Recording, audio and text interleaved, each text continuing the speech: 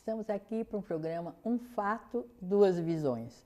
Hoje a professora convidada é a professora Neide Barbosa Saíse, da Faculdade de Educação, coordenadora do curso de Pedagogia, que vai falar sobre ser professor.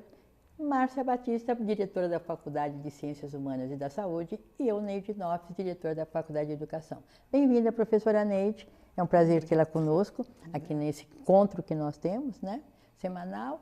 E eu queria saber, assim, formação de professores, pedagogia, enfim, ser professor, está valendo a pena? Obrigada pelo convite, em primeiro lugar.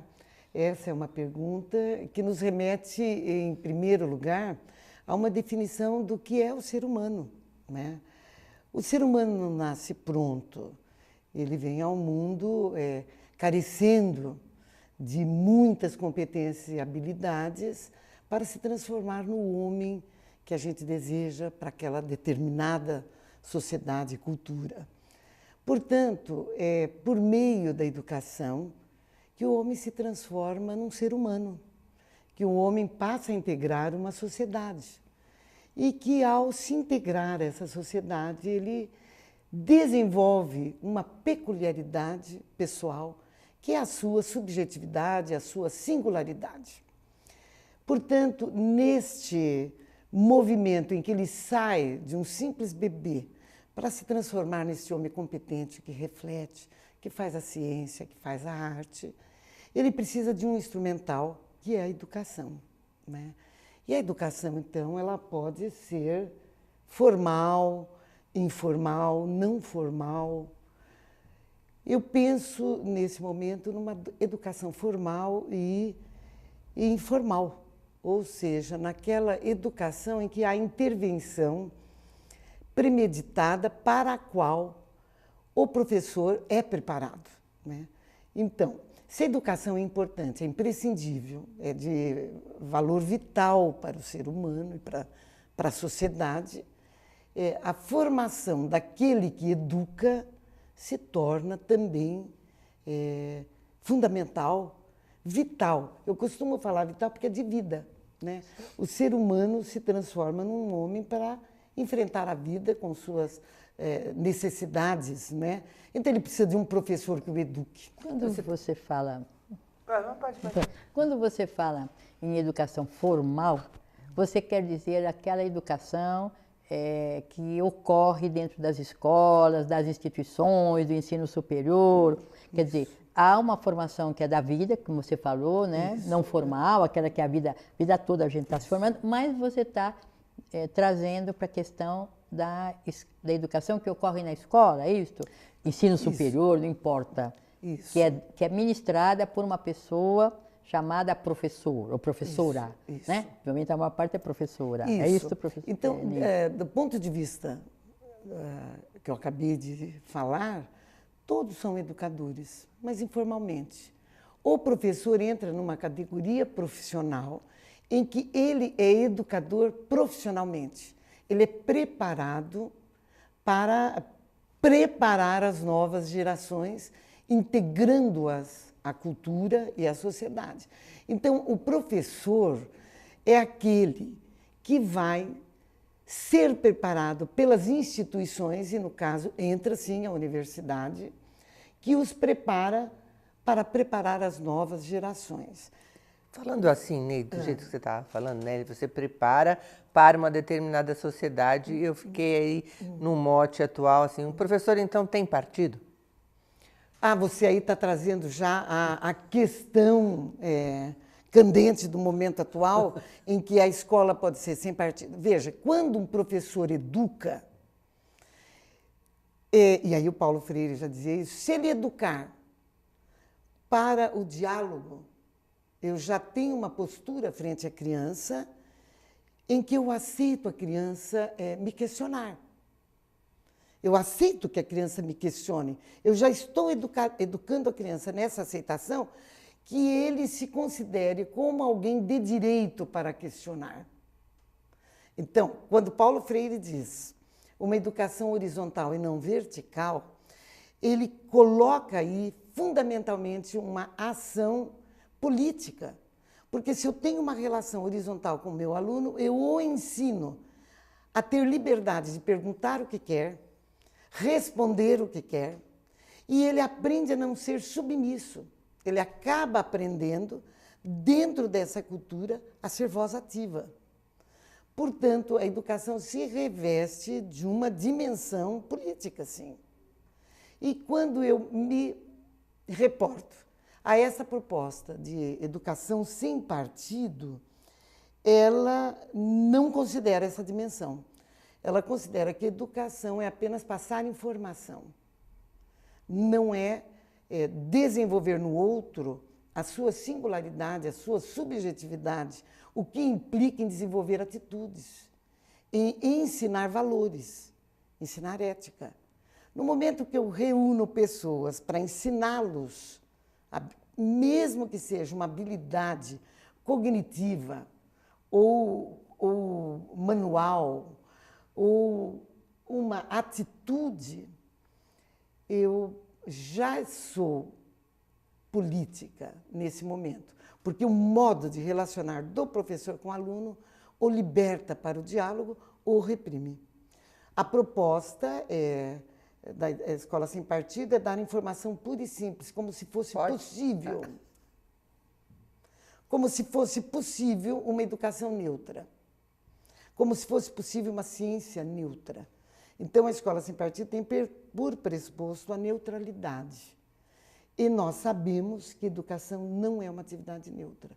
Ela é, por excelência, política.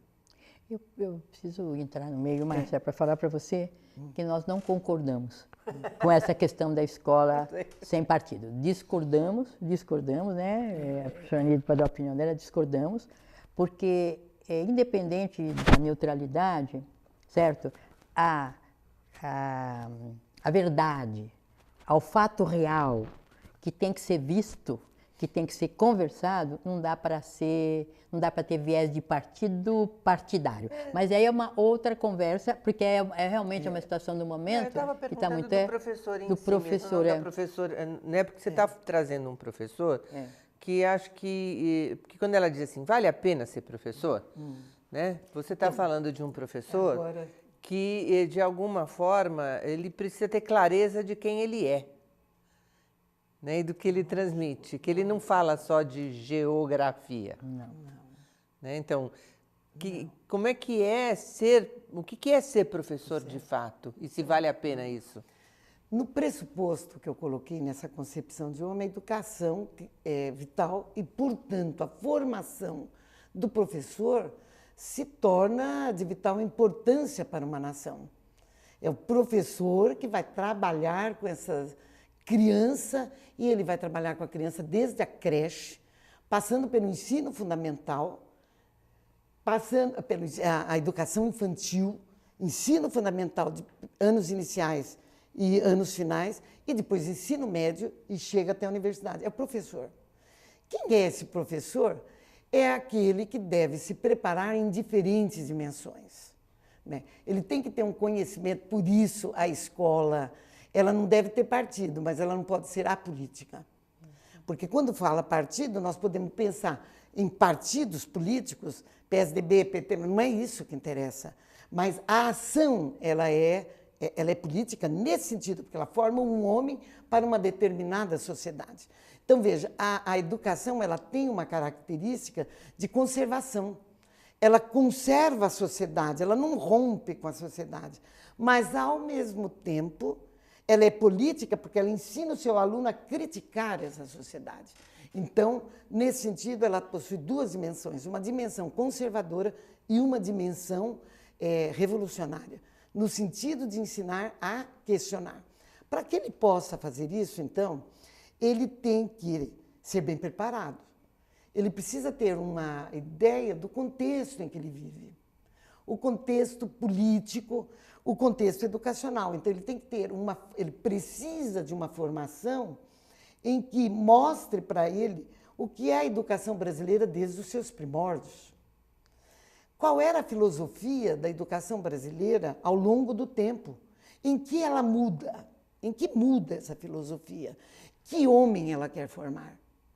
E para que a educação seja constituída de tudo isso, compõe a educação, então, a ciência, que a gente chama das ciências pedagógicas, a sociologia, a filosofia, a psicologia, quando ela vai focar o sujeito, mas não um sujeito desligado do seu contexto, um sujeito que é formado num contexto social e, como tal, ele tem uma singularidade peculiar para esta sociedade, não para outra, mas ele tem noção dessa outra. Tem uma questão, Neide, que a gente ouve falar, quero saber a sua opinião, que ser professora, a gente nasce, que é um dom, assim, tem que gostar de criança, né? Quer dizer, quem não gosta de criança não pode ser professora. Como você vê isso, como você lida com isso no curso de formação da creche? Certo, certo. Como que é isso? Em pesquisas que eu li a respeito disso, quais são as qualidades de um bom professor, uma primeira coisa, ele precisa gostar de ser professor, ou seja, gostar de ensinar as coisas que ele sabe. Basta isso? Não.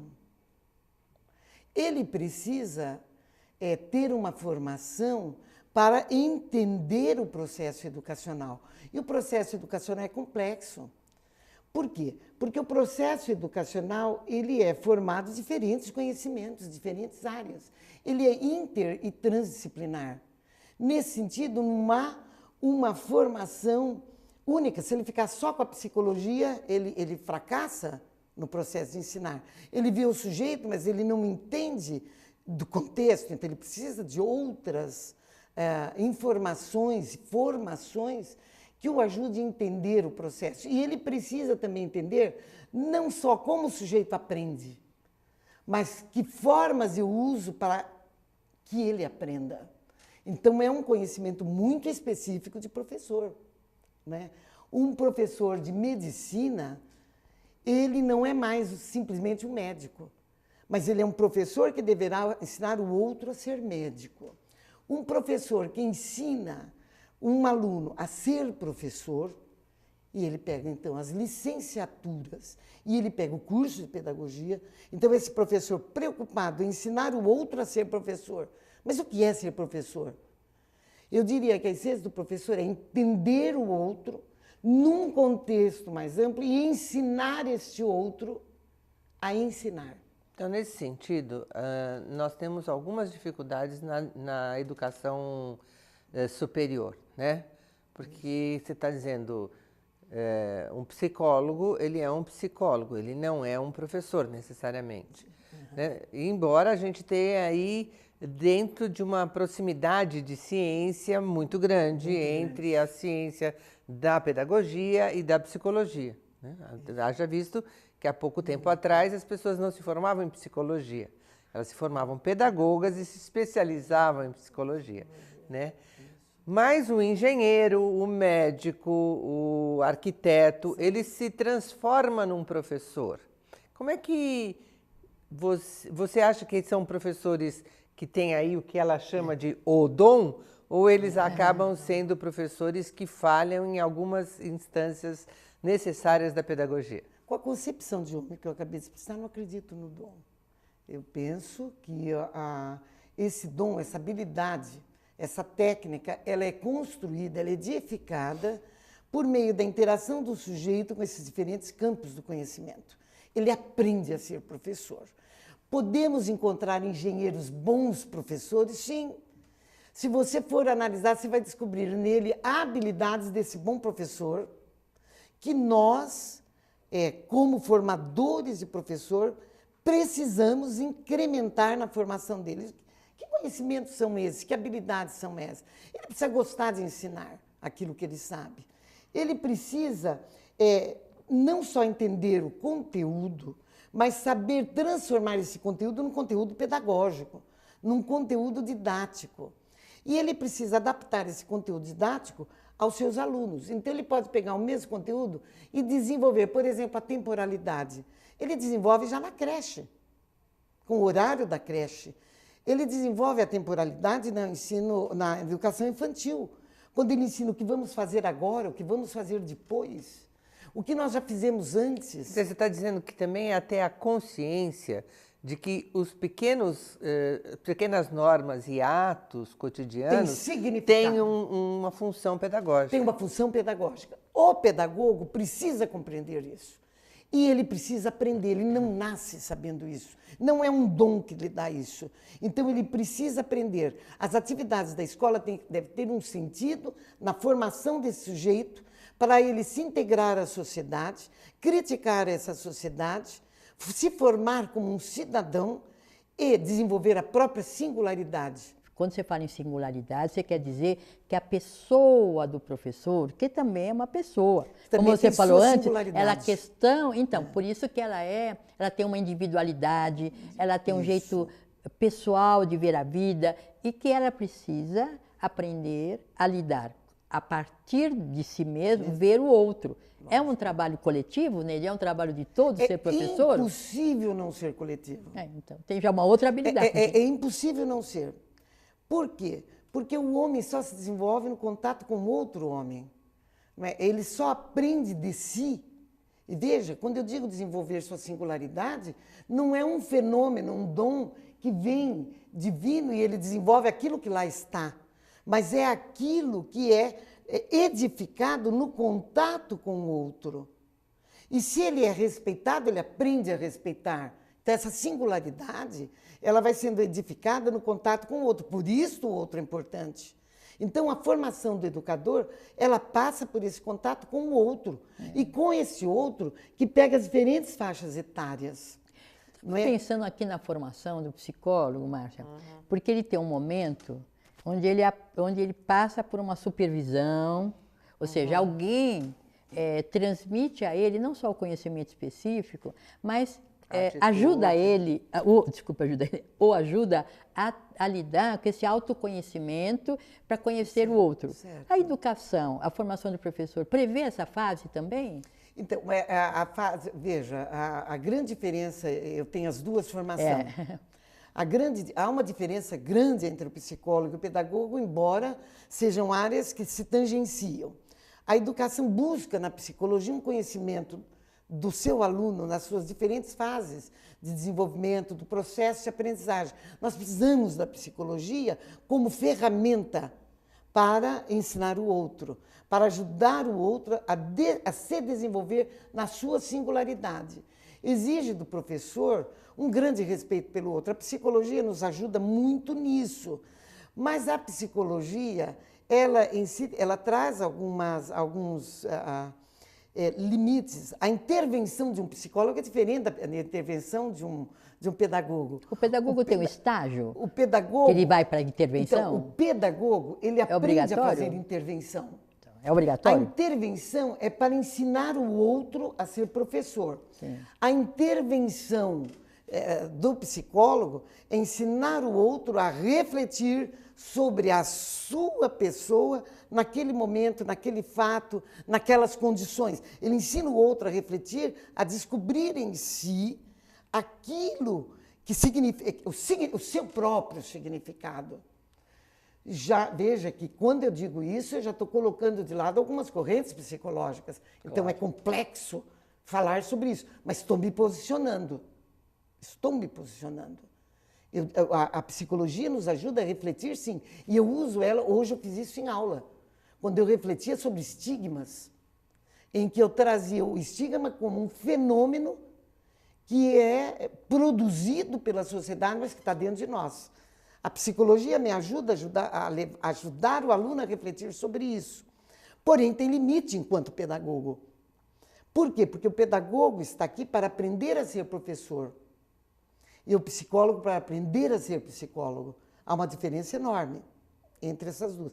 Mas elas se tangenciam, como me tangenciam com a pedagogia, os conhecimentos da antropologia e da sociologia.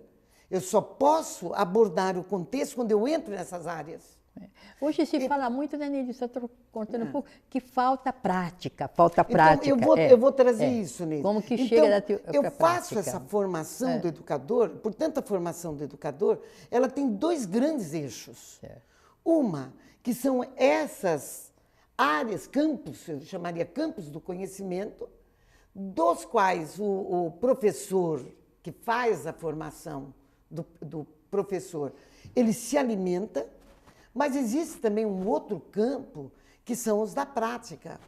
Como que o professor precisa entrar em contato com a realidade da educação brasileira, olhar os problemas que afligem essa educação, e são muitos, gostaria de ter um tempo para falar um pouco sobre isso, e ele, então, tem que entrar em contato e o professor, eu diria os professores, analisarem em seu conjunto esse material que o aluno traz.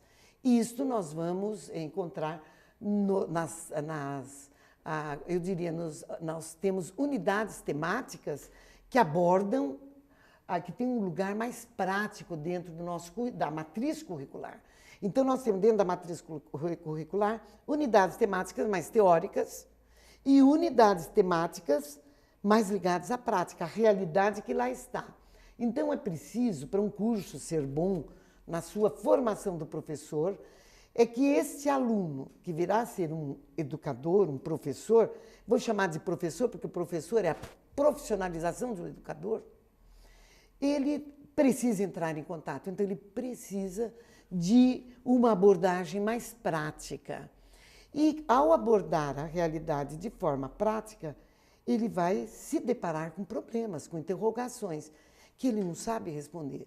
Então aí entra um professor mais experiente, que com teorias e a própria prática vai ajudá-lo a refletir e desenvolver novos olhares para este problema.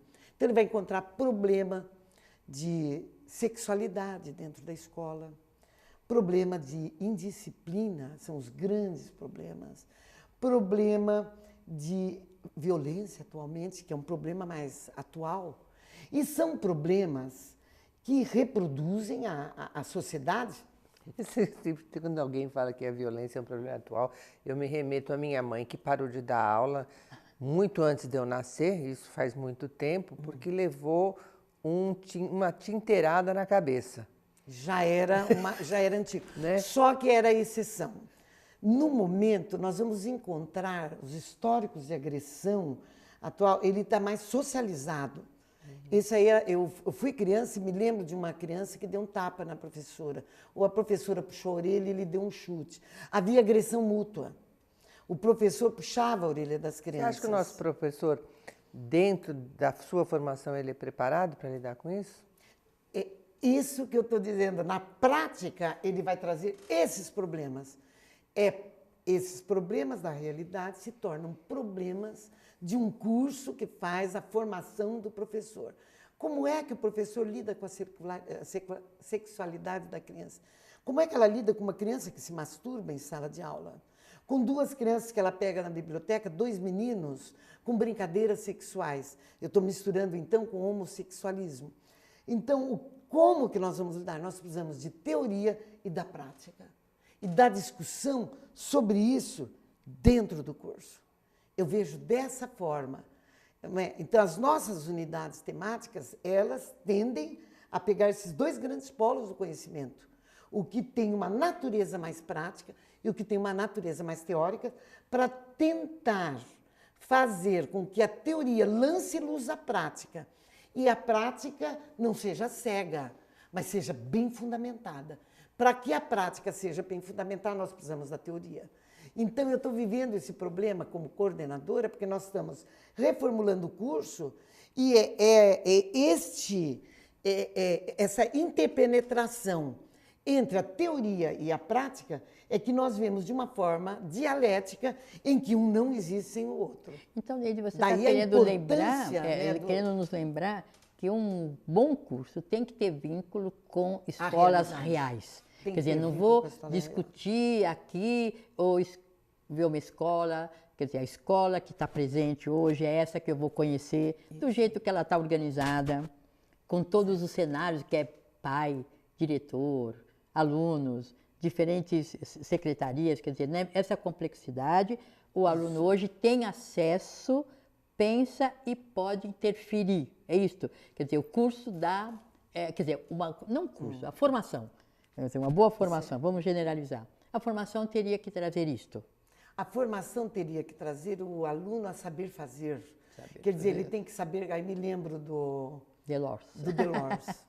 Né? Me lembro do Delors, ele tem que conhecer as teorias, ele tem que conhecer a realidade, ele tem que relacionar esses dois mundos, fazer sentido. Eu acho que uma teoria que é desenvolvida em sala de aula e que não faz sentido para o aluno é inócua. Então você é partidária que isto é possível fazer, Neide? É possível. É possível porque eu faço isso. Tá certo. Eu faço isso dentro da sala de aula. Certo. Hoje eu fiz, antes de vir para cá. Então, ser professor ainda Então, veja, ser professor no mundo atual é enfrentar os problemas que estão aí como professor. O grande problema da educação brasileira é a formação do professor. É tão importante a educação que é tão importante o professor. Nós estamos recebendo, em geral, a pesquisa na Fundação Carlos Chagas, que apenas 2% de alunos querem ser professor. Primeiro grande problema. Por quê? A hipótese que temos é porque ela perdeu em prestígio e perdeu em dinheiro. É uma profissão mal remunerada e não tem prestígio. Portanto, para você interferir na realidade brasileira, é preciso ter bons professores. E para ter bons professores, eu preciso interferir na formação dele. E essa formação não começa na universidade. Essa formação começa no ensino fundamental, no ensino básico, com um bom ensino para que chegue à universidade alunos com o melhor preparo e a universidade prepare esse aluno para enfrentar os problemas de toda a ordem que ele vai encontrar lá fora. Certo. Neide, o seu entusiasmo nos contamina, porque é o seu entusiasmo, a sua fala, agradecendo a sua presença aqui. Mas falta muito, né? Eu acho que sempre fica o sabor de quero mais, agradecendo a presença, e acho que esse aperitivo sobre o que você nos deu dá vontade do quero mais. Obrigada, até o próximo encontro.